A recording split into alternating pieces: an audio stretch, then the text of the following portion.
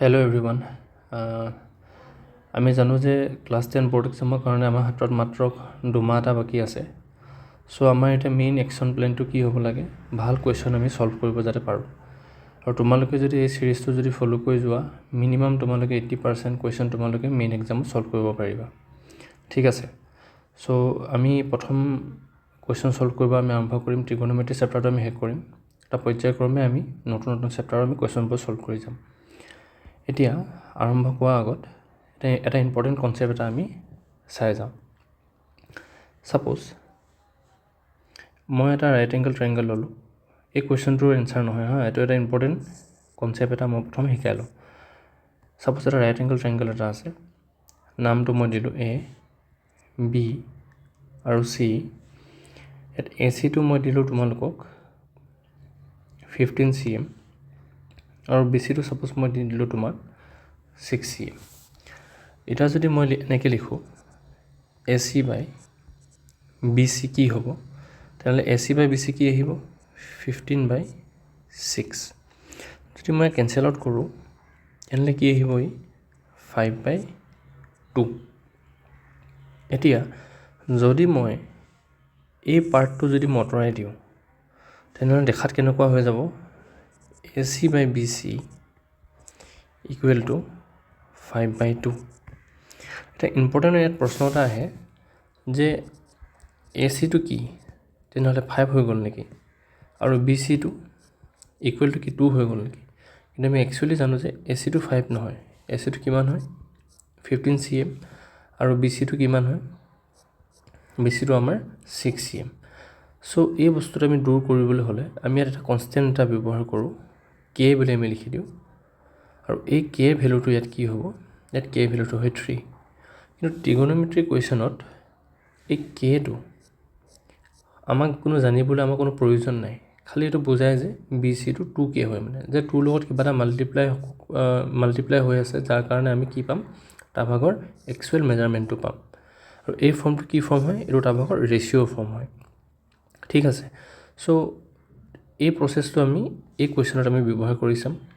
তাৰপিছত তোমালোকে গম পাবা যে ইয়াৰ কাম কি। ঠিক আছে, চ' লেট আছ ছল্ভ।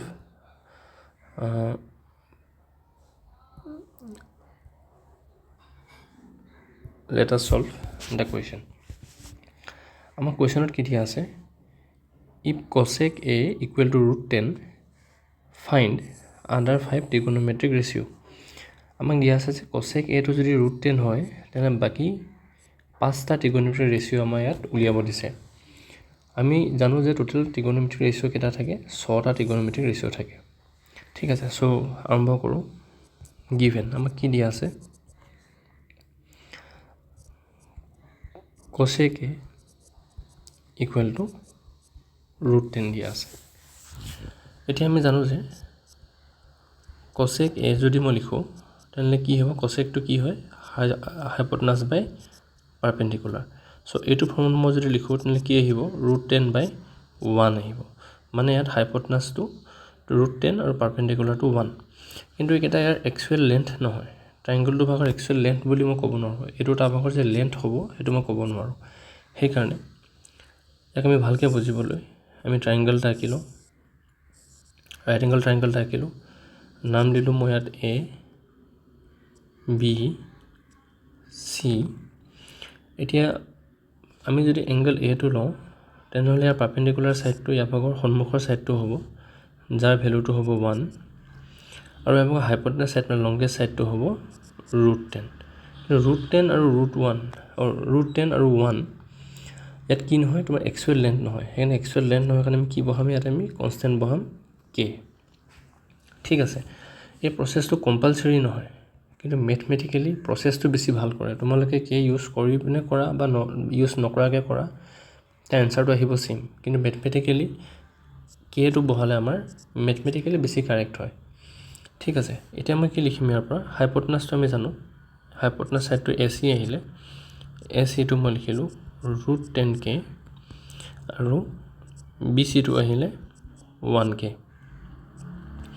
এতিয়া আমাক বাকী 5টা ট্ৰিগন'মেট্ৰিক ৰেচিঅ' যিহেতু আমাক উলিয়াব দিছে, আমি এই ছাইডটো নাজানো, সেইকাৰণে আমি এতিয়া প্ৰথম এ বি ছাইডটো উলিয়াব লাগিব আৰু এ বি ছাইডটো উলিয়াবলৈ যাওঁতে আমি কি কৰিম ইয়াত পাইথাগোৰাছ থিয়ৰম ব্যৱহাৰ কৰিম চ' কেনেকৈ পাইথাগোৰাছ থিয়ৰম ব্যৱহাৰ কৰিম A C square equal to A B square plus B C square so' আমি কি উলিয়াব গৈ আছোঁ আমি উলিয়াব গৈ আছোঁ কাক বি চিক উলিয়াব গৈ আছোঁ আমি উলিয়াব গৈ আছোঁ কাক এ বিক উলিয়াব গৈ আছোঁ চ' এ বিটো যদি মই উলিয়াবলৈ যাওঁ তেতিয়া কি আহিব A B square equal to A C square minus B C square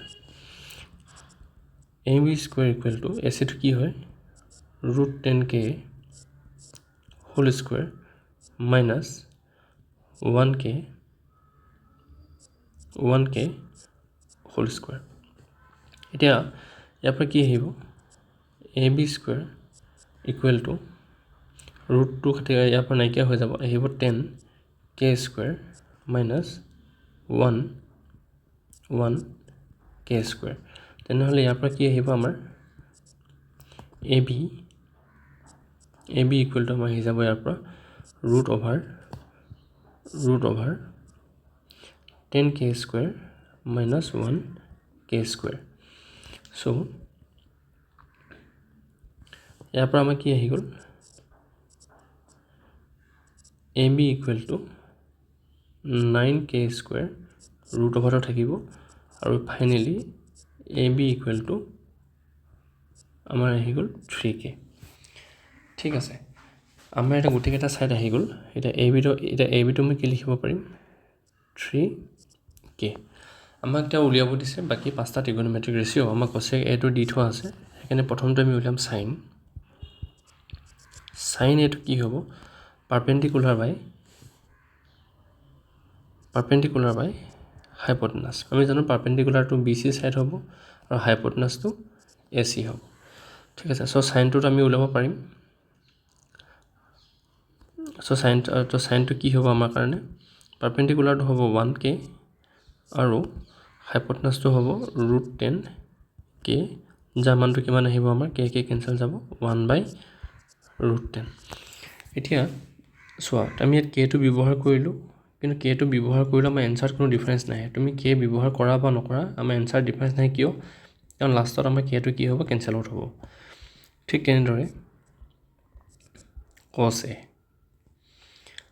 আমি যদি ইয়াত cos a লিখিব যাওঁ আমি জানো যে cos a টো কি হয় বেছ বাই হাইপটেনাছ বেছ মানে কি এংগুলৰ লগত লাগি থকা সাইডটোক বেছ বুলি কোৱা যায় চ' ইয়াত বেছটো হ'ব A B so' A B মানটো কিমান 3k বাই হাইপটেনাছটো হ'ব তোমাৰ √10k চ' ইয়াতো সেম k কেনসেল গ'ল চ' আহিব 3/√10 সেনেকৈ আমাৰ নেক্সট কি আহিব 10টো কি হয় পাৰপেণ্ডিকুলাৰ বাই 10 এটো কি হ'ব পাৰপেণ্ডিকুলাৰ বাই বেছ চ' পাৰপেণ্ডিকুলাৰটো আমাৰ কি হয় পাৰপেণ্ডিকুলাৰটো হয় আমাৰ 1k আৰু বেছটো হয় আমাৰ 3k ইয়াৰ পৰা কি ওলাই গুচি আহিলে আমাৰ k কেনসেল গ'ল 1/3 10 আহিলে কচেকটো আমাৰ উলিয়াই থোৱা আছে আমি এটা নেক্সট উলিয়াম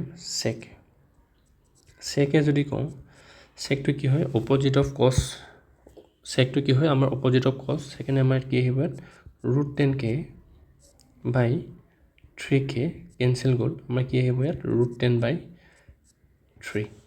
আৰু লাষ্ট বাকি থাকিলে আমাৰ cot এটো কাৰ অপজিট হয় 10a ভাগৰ অপজিট হ'ব সেইকাৰণে আমি কি লিখিম ইয়াত 3k বাই 1k k কেনসেল গ'ল থাকিলে আমাৰ ইয়াত 3 চ' মই কৈছোঁ যে kটো তুমি ব্যৱহাৰ কৰা বা নকৰা এনসাৰটো সদায় সেম আহিব কিন্তু kটো বহালে মেথমেটিকেলি বেছি কাৰেক্ট হয় চ' এনেকুৱা ধৰণৰ কনচেপ্টৰ লগত ভাল কুৱেশ্যন আমি সলভ কৰি যাম চ' তোমালোকে ফলো কৰি থাকিবা থেংক ইউ